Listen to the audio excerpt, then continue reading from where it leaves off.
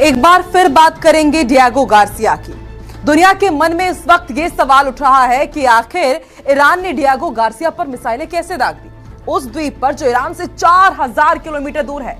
इसका एक जवाब तो यह हो सकता है कि शायद ईरान ने इतनी लंबी दूरी की मिसाइल विकसित कर ली है, और दूसरा यह भी कहा जा रहा है कि कहीं चीन और रूस ने पर्दे के पीछे से स्क्रिप्ट तो नहीं लिखी। देखिए ये स्पेशल रिपोर्ट।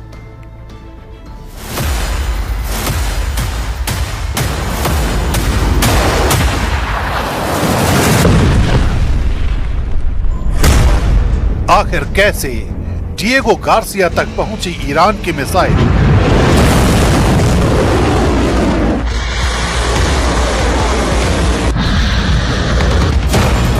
क्या ईरान ने अपने मिसाइल सिस्टम को अपग्रेड कर लिया है?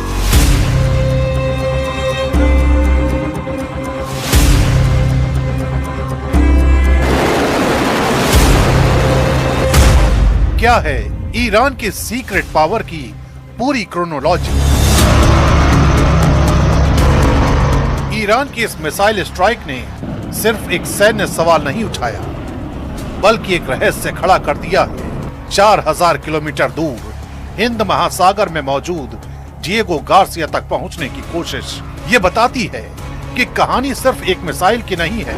सवाल ये है कि क्या ईरान ने अचानक इतनी बड़ी छलांग लगा ली, या फिर ये कई सालों से छिपी तैयारी का नतीजा है? क्योंकि आधिकारिक तौर पर ईरान हमेशा अपनी मिसाइल रेंज को सीमित बताता रहा है, लेकिन इस हमले ने उस दावे को चुनौती दे दी है।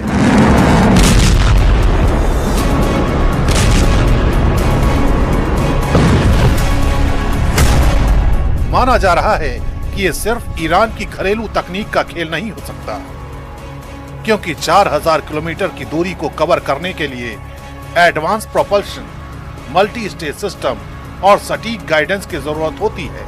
ऐसे में शक की सुई सीधे चीन और रूस की तरफ घूमती है। आरोप है कि दोनों देशों ने पर्दे के पीछे से टेक्नोलॉजी या डिजाइन सपोर्ट दिया हो सकता है, खासकर जब वैश्विक राजनीति में अमेरिका के खिलाफ एक साझा रणनीति बनती दिख रही है। तब ईरान को मजबूत करना एक बड़ा जियोपॉलिटिकल कदम माना जा रहा है। इसके अलावा एक और कड़ी जुड़ती है उत्तर कोरिया की, क्योंकि ईरान और उत्तर कोरिया के बीच मिसाइल टेक्नोलॉजी को लेकर पहले भी सहयोग के आरोप लगते रहे हैं।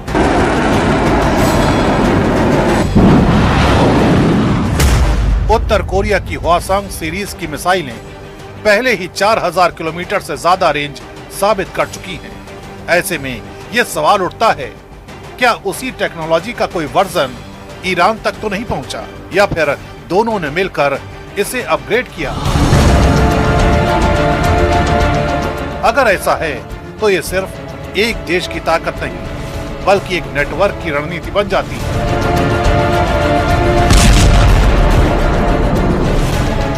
हालांकि इसका एक दूसरा पहलू भी है कि ईरान ने खुद अपनी मिसाइल क्षमता को चुपचाप अपग्रेड किया हो। सॉलिड फ्यूल टेक्नोलॉजी, हल्के वॉरहेड और बेहतर ट्रेजेक्टरी डिजाइन के जरिए रेंज बढ़ाना संभव है। और यही वो तरीका है जिससे दुनिया की आंखों में धूल झोंकी जा सकती है, यानी बाहर से सीमित ताकत दिखाना और अंदर ही अंदर असली क्षमता को बढ़ाते रहना। इस हमले ने यही संकेत दिया है कि ईरान सिर्फ रिएक्ट नहीं कर रहा, बल्कि प्लानिंग के साथ अपनी पहुंच को बढ़ा रहा है। लेकिन सबसे बड़ा सवाल अभी भी कायम है, क्या ये ताकत वास्तविक है या सिर्फ एक सिग्नल? क्योंकि दोनों मिसाइलें अपने लक्ष्य तक पहुंच नहीं पाई। एक हवा में फेल हो गई, दूसरी को रोक दिया गया। यानी क्षमता का दावा है, लेकिन परफेक्शन अभी नहीं। फिर भी संदेश साफ है, ईरान अब सिर्फ पश्चिम एशिया तक सीमित नहीं रहा।